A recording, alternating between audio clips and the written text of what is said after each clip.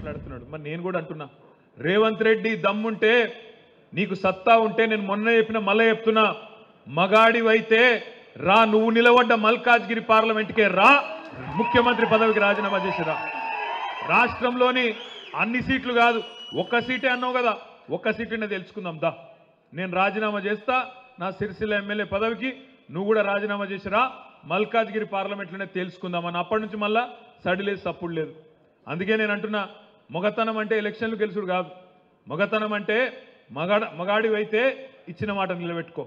2 లక్షల రుణమాఫీ అన్నావు, దమ్ముంటే 100 రోజుల్లో మార్చి 17 లోపల 2 లక్షల రుణమాఫీ చేసి రైతులకు సాయం చేయని మాట నేను డిమాండ్ చేస్తా ఉన్నా.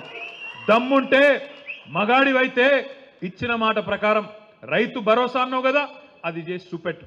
దమ్ముంటే మగాడివైతే ఇవాళ పంటలు ఎండిపోతున్నాయి, పంటలకు నీళ్ళు, గొంతులు ఎండిపోతున్నాయి, ఆ ఎండిన గొంతులకు నీళ్ళు. మగాడివైతే మా ఆడబిడ్డలకు ఇచ్చిన మాట, మహాలక్ష్మి అన్నావు, కోడళ్ళుంటే 2500, ఇంట్లో అత్తలు అవ్వలుంటే తాతలుంటే 4000 అన్నావు. కేసీఆర్ ఒక అవ్వకో తాతకో ఇస్తుండు, నేను ఇద్దరికి ఇస్తా అన్నావు. ఈ దమ్ముంటే గా పని చేసి చూపెట్టు, మగాడివైతే గా పని చేసి చూపెట్టు. ఇవాళ నోటికొచ్చిన మాటలు, నోటికొచ్చిన సొల్లు పురాణం, ఎటు పడతట అబద్ధాలు చెప్పి ఇవాళ గద్దెనెక్కి ఓడ మీద ఉన్నప్పుడు ఓడమల్లన్న, ఒడ్డుకెక్కినాక బోడమల్లన్న అన్నట్టు ఇవాళ ప్రజలను కించపరిచే విధంగా చిల్లర మాటలు మాట్లాడుతూ ఉన్నాడు ఈ ముఖ్యమంత్రి. నేను మీ అందరికి చేసే విజ్ఞప్తి ఒకటే, ప్రజలు మంట మీద ఉన్నారు, మీకు నాకంటే బాగా మీకే తెలుసు. ప్రజలు మంట మీద ఉన్నారు, కోపం మీద ఉన్నారు. ఈ కొత్త ప్రభుత్వం మమ్మల్ని ఆగం చేసింది అనే కోపం మీద ఉన్నారు. మా మైనారిటీ సోదరులు ఆలోచన చేస్తూ ఉన్నారు, చూస్తూ ఉన్నారు. ఈయన ఖచ్చితంగా గతంలో టీడీపీని ముంచిండు, ఇప్పుడు మళ్ళీ కాంగ్రెస్ను కూడా ముంచేటట్టే ఉన్నాడని చెప్పి మా మైనారిటీ సోదరులు కూడా ఆలోచన చేస్తూ ఉన్నారు. ఎందుకంటే మీరు చూస్తున్నారు ఏం మాట్లాడుతున్నాడు ఆయన. ప్రధానమంత్రి ముంగట పోయి నిలబడి ఆప్ హమారే బడే భయ్యా హై, బడే బాయి హై అంటాడు. అందుకే కేసీఆర్ గారు ఎప్పుడు చెప్తుంటారు, బడే బాయ్తో బడే బాయ్ చోటే మియా సుబాన్ అల్లా అని చెప్తుంటారు కేసీఆర్ గారు. గట్లున్నది కథ ఇయ్యాల. అసలు బడే బాయ్ అట నరేంద్ర మోడీ. ఇంకొక మాట అంటాడు సిగ్గు లేకుండా, ఇప్పుడే మా జమీల్ భాయ్ చెప్పిండు, ఆత్మగౌరవం కలిగిన ఏ తెలంగాణ బిడ్డ మాట్లాడని మాట, ఆత్మగౌరవం ఏ తెలంగాణ బిడ్డ కూడా ఒప్పుకోని మాట. అన్ని రంగాలలో ఇవాళ తెలంగాణ భారతదేశానికి ఆదర్శంగా మారితే, మనం పెట్టిన రైతు బంధు దేశానికి ఆదర్శమై పిఎం కిసాన్ అయ్యింది కదా. మనం రైతు బంధు పెట్టినాకనే కదా మోడీ కాపీ కొట్టి పిఎం కిసాన్ అని పెట్టుకున్నాడు. మనం ఇంటింటికి నీళ్ళు ఇచ్చినాకనే కదా మిషన్ భగీరథ ద్వారా మోడీ కాపీ కొట్టి హర్ ఘర్ జల్ అన్నాడు. మనం ఇక్కడ మిషన్ కాకతీయ చేసినాకనే కదా మోడీ కాపీ కొట్టి అమృత్ సరోవర్ అన్నాడు. ఇట్లా ఎన్ని రంగాల్లో దేశానికి ఆదర్శమైంది తెలంగాణ. అట్లాంటి తెలంగాణ మోడల్ను కించపరుస్తూ ఏం మాట్లాడతావు నువ్వు? గుజరాత్ మోడల్ చేస్తాం మన రాష్ట్రాన్ని మాట్లాడతావా? ఏంటిది గుజరాత్ మోడల్ అంటే? తెల్లారలేసి హిందువులు ముస్లింలు తన్నుకునుడా, లేకపోతే రైళ్లలో పోయేటోళ్ళని కాల్చి చంపుడా? ఏంటిది నీ గుజరాత్ మోడలు? ఏంది నీకు నచ్చిన నీ గుజరాత్ మోడలు? మీ నాయకుడు రాహుల్ గాంధీ ఏమో గుజరాత్ మోడల్ బేకార్ మోడల్, అటర్ ఫ్లాప్ మోడల్ అంటాడు. నువ్వేమో ఇక్కడుండి గుజరాత్ మోడల్ గొప్పదంటావు. ఇది మా రాష్ట్రంలో ఉన్న సోదరులందరూ చూస్తలేరు అనుకుంటున్నావా? ఆలోచన చేస్తలేరు అనుకుంటున్నావా? మీ నాయకుడు రాహుల్ గాంధీ ఏమో అదానిని పొట్టుపొట్టు తిడతాడు. 609వ స్థానంలో ఉన్న అదాని ప్రపంచంలో మోడీ గారి ప్రాపకం వల్లనే 2వ స్థానానికి ఎదిగిండు అని రాహుల్ గాంధీ మాట్లాడతాడు. నువ్వేమో అదానితో నలై బలై చేసుకొని అదాని సాన గొప్పోడు తెలంగాణకు వస్తున్నాడు అని చెప్తాడు. ఇట్లా 1-2 కాదు చెప్పుకుంటూ పోతే సిగ్గుపోతుంది. గని దిక్కుమాలిన పనులు చేసిన ఈ రేవంత్ రెడ్డి ప్రభుత్వం 90 రోజుల్లోనే ఇవాళ ప్రజాభిమానాన్ని కోల్పోయి ఇవాళ ప్రజల్లో పల్సన్ అయ్యింది. నేను ఆయన మాట్లాడుతుంటే గమ్మత్ అనిపించింది నాకు. ఆయన అంటాడు కాలం మంచిగా కాలేదు, కరువు వస్తున్నది కాబట్టి అందరం కలిసి ఎదుర్కొందామంట. నేను మిత్రులందరూ దయచేసి జాగ్రత్తగా వినాలని విజ్ఞప్తి చేస్తా ఉన్నాను. ఇది కాలం తెచ్చిన కరువు కాదు, ఇది కాంగ్రెస్ తెచ్చిన కరువు అనే మాట నేను మీకు విజ్ఞప్తి చేస్తా ఉన్నా. కాలం తెచ్చిన కరువు గానే కాదు, ఇది కాంగ్రెస్ తెచ్చిన కరువు. ఎట్లా అంటారా? ఒక్కసారి దయచేసి ఆలోచన చేయండి. మన నాయకుడు పెద్దలు కేసీఆర్ గారికి తెలంగాణలోని భౌగోళిక పరిస్థితుల పట్ల, ఇక్కడి వాతావరణ పరిస్థితుల పట్ల, ఇక్కడి రైతుల దుస్థితి పట్ల సంపూర్ణమైన ఆలోచన అవగాహన ఉంది కాబట్టి ఆయన పూర్తి స్థాయి ఏకాగ్రతతో మొదటి 10 ఏళ్లు తెలంగాణలో నీళ్ళు ఇవ్వాలి అనే తపనతోని కమిట్మెంట్తో పనిచేసిండు.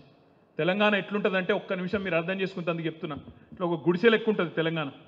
భౌగోళికంగా చూస్తే ఒక గుడిసె లెక్క ఉంటుంది. ఇట్లా ఒక దిక్కేమో కిందికి గోదావరి నది వారుతుంటుంది, ఇంకో దిక్కు కృష్ణానది వారుతుంటుంది. గోదావరి ఏమో సముద్రానికి 80 మీటర్ల మీద ఉంటుంది, కృష్ణానదేమో సముద్రానికి 100-110 మీటర్ల మీద ఉంటుంది. మన తెలంగాణ ఇప్పుడు మన కరీంనగర్ పట్టణం దగ్గర దగ్గర 300 మీటర్ల పైన ఉంటుంది, హైదరాబాద్ 535 మీటర్ల మీద ఉంటుంది. ఇట్లుంటుంది తెలంగాణ, ఇట్లా గుడిసె లెక్క. మరి నీళ్లు కిందున్న నీళ్లు పైకి తేవాలి, కరీంనగర్కి నీళ్లు తేవాలి, చొప్పదండికి నీళ్లు తీసుకురావాలి, హుస్నాబాద్కు, హుజురాబాద్కు, సిరిసిల్లకు, వేములవాడకు, సిద్దిపేటకు నీళ్లు తేవాలంటే నీళ్లు పైకి తీసుకొచ్చుడు, గుంజుకొచ్చుడు, బోర్లు ఎట్లయితే వేస్తామో, భూగర్భంలో ఉండే నీళ్లను గుంజతందుకు, పైకి గుంజతందుకు బోరింగ్లు ఎట్లయితే వేస్తామో గట్లనే లిఫ్ట్ పెట్టి ఆడికెళ్ళి నీళ్లు తీసుకురావాలి. అందుకే కేసీఆర్ గారు ఏం చేసిండు, మేడిగడ్డ దగ్గర ఎక్కడనైతే 80 మీటర్ల కాడ గోదావరి నది ప్రవహిస్తుంటుందో, ఎక్కడనైతే ఎర్రటి ఎండాకాలంలో కూడా మే నెలలో కూడా రోజుకు 100 టీఎంసీల నీళ్లు, 100,000 క్యూసెక్ల నీళ్లు కిందికి సముద్రంలోకి వృధాగా పోతున్నాయో, వేస్ట్గా పోతున్నాయో, అవి అక్కడ కట్టి, అక్కడ బ్యారేజ్ కట్టి ఆడికెళ్ళి నీళ్లు పట్టి ఆడికెళ్ళి దశల వారీగా మేడిగడ్డ నుంచి అన్నారం, అన్నారం నుంచి సుందిల్లా, ఆడికెళ్ళి ఎల్లంపల్లి, ఎల్లంపల్లికి వెళ్ళి మిడ్మానేరు, మిడ్మానేరు మీదికెళ్ళి ఒక దిక్కు మలకపేట, ఇంకో దిక్కు గౌరవెల్లి, ఇంకో దిక్కు అన్నపూర్ణ, ఆ పైకి రంగనాయక సాగరు, ఆ పైకి మల్లన్న సాగరు, ఆ మీదికి కొండపోచమ్మ సాగరు. 80 మీటర్ల నుంచి కొండపోచమ్మ సాగరు గజ్వేల్ దగ్గర ఏదైతే ఉన్నదో 618 మీటర్ల మీద ఉంటుంది. అది ఒక ఆడికి నీళ్లు తీసుకొచ్చే అద్భుతమైన ప్రాజెక్టు కాళేశ్వరం అనే ప్రాజెక్టు. ప్రపంచంలోనే అతి పెద్దదైన ప్రాజెక్టు కాళేశ్వరం లిఫ్ట్ ఇరిగేషన్లో. అంటే ఈ పిచ్చోళ్ళకి అది తెలియదు, బండి సంజయ్కి తెలియదు, రేవంత్ రెడ్డికి తెలియదు. వాళ్ళు మాట్లాడితే మేడిగడ్డ అంటారు. మేడిగడ్డ అనేది మొత్తం కాళేశ్వరం ప్రాజెక్టులో ఉండే 100 భాగాల్లో ఒకటి మేడిగడ్డ. ఆ మేడిగడ్డలో కూడా మనం మేము పోయి చూసి వచ్చినాం. మొత్తం బ్యారేజ్ పొడవు 1.6 కిలోమీటర్లు, 1600 మీటర్లు, 85 పిల్లర్లు ఉన్నాయి అందులో. ఆ 85 పిల్లర్లల్లో ఒక పిల్లర్కు బాగా డ్యామేజ్ అయింది, ఇంకో 2 పిల్లర్లు పక్కవి కూడా దెబ్బతిన్నాయి. ఒక నిమిషం మీరు దయచేసి జాగ్రత్తగా ఆలోచించండి. 100 భాగాలు ఉండే కాళేశ్వరం ప్రాజెక్టులో ఒక్క భాగం మేడిగడ్డ. ఆ మేడిగడ్డలో కూడా 85 పిల్లర్లుంటే 3 పిల్లర్లు దెబ్బతిన్నాయి అనుకో, దాన్ని రిపేర్ చేయొద్దా? రాగానే ప్రభుత్వం ఏం చేయాలి? సరే తప్పు జరిగింది గతంలో అనుకో, తప్పు చేసిన వాళ్ళ మీద శిక్ష వేయాలి, వెంటనే దాన్ని దిద్దుబాటు చర్యలు తీసుకోవాలి. గతంలో జరగలేదా? కాంగ్రెస్ పరిపాలనలో ఇంజనీరింగ్ ప్రాజెక్టులలో, సాగునీటి ప్రాజెక్టుల్లో ఇబ్బందులు రాలేదా? కడెం ప్రాజెక్ట్ అని ఉంటుంది పక్కనే ఆదిలాబాద్ జిల్లాలో, 2 సార్లు కొట్టుకపోయింది. అది ఒకసారి కాదు, కాంగ్రెస్ కడితే 2 సార్లు కొట్టుకపోయింది. ఒకసారి 1950స్లో కొట్టుకపోయింది, ఇంకోసారి 1970స్లో కొట్టుకపోయింది. పక్కనే ఉంటుంది వరంగల్ జిల్లా. వరంగల్ జిల్లాలో ఒక ప్రాజెక్టు గుండ్లవాగు ప్రాజెక్ట్ అని వైఎస్ రాజశేఖర రెడ్డి గారు ఆనాడు ములుగు కాన్స్టిట్యున్సీలో ఉంటుంది ప్రస్తుతం. అక్కడ గడితే ఒకటే తారీఖు నాడు, ఒకటే తేదీ నాడు వరుసగా 2 సంవత్సరాలు కొట్టుకపోయింది ఆ ప్రాజెక్ట్. ఆ రోజు ఈ రోజు మంత్రిగా ఉన్న సీతక్క గారు ఆ రోజు తెలుగుదేశం పార్టీలో ఉండే ఆమె ఆనాడు హన్మకొండకెళ్ళి ములుగులో గోవిందరావుపేట మండలంలో ఉంటుంది అది ఆ ప్రాజెక్ట్. ఆడిదాకా పాదయాత్ర చేసి ధర్నా చేసి నానా రచ్చ చేసింది. మూసీ గేట్లు కొట్టుకపోలేదా? నాగార్జున సాగర్ ప్రాజెక్టులో లీకేజ్ రాలేదా? శ్రీశైలంలో లీకేజీలు రాలేదా? సమస్యలు వస్తాయి. ఒక ఇల్లు కట్టుకున్నప్పుడు, ఒక ఇల్లు కడితే, ఒక 4 బెడ్రూమ్ల ఇల్లు కడితే, ఒక బెడ్రూమ్ లెక్కనైనా చిన్నగా నీళ్లు గారుడు మొదలైంది అనుకో, ఇల్లు మొత్తం కూలగొడతావా? కూలగొట్టవు కదా. దానికేమన్నా